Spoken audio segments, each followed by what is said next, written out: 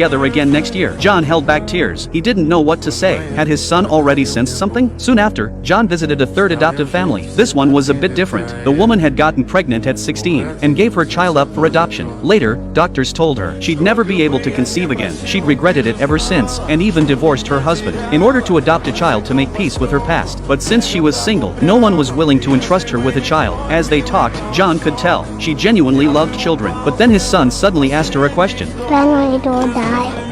John hadn't realized. His son remembered what death meant. On the way home, John saw an older boy and imagined what his son might look like growing up. But as his health deteriorated, time was slipping away faster than ever. This was the fourth adoptive family John found. His son stared at a bunny plush on the table with longing eyes. The man handed it to him and gave them a tour of the house. They were very well off, and John was satisfied. But just as they were leaving, the woman shot her husband a glance, and he took the bunny back from the child's hands. John's heart sank. If they couldn't even part with a toy, how could they be expected to love his son wholeheartedly? On the way home, the boy asked John, What's adopt, Daddy?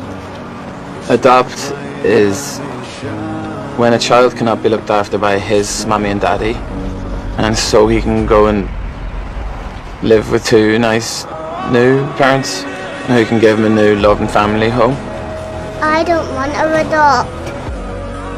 After asking, he started walking along a line on the ground. When they got home, John also walked along the painted line on the road. But after only a few steps, his body began to sway. He was too weak to keep his balance. Even pouring juice made his hands tremble uncontrollably. John knew his time was almost up. He visited the cemetery to get familiar with his future home. He transferred his car to a colleague. Whatever time he had left, he wanted to spend it with his son. He took his boy to an amusement park. They rode bumper cars, ate cotton candy, all things his son had never experienced before. That night, John asked his son to change into the new clothes he had bought, but the boy seemed to sense something. No matter what, he refused. For the first time, he defied his father's wishes. He even threw all his toys around the room in anger. Seeing this, John smiled. He didn't want his son to grow up too obedient. Finally, he took the agency's advice and prepared a time capsule. He wrote 15 letters, one for each of his son's birthdays to come. Inside were photos of the two of them, the only photo of his mother, his work cap, and his window cleaning tools. This was the last love a dying father could leave his son. The next morning, his son woke up early. John took him across the city to the home of the single woman. Seeing her warm, kind smile, the boy said nothing. He looked up at his father and saw him smiling back. The boy remembered what his father had said to him that night.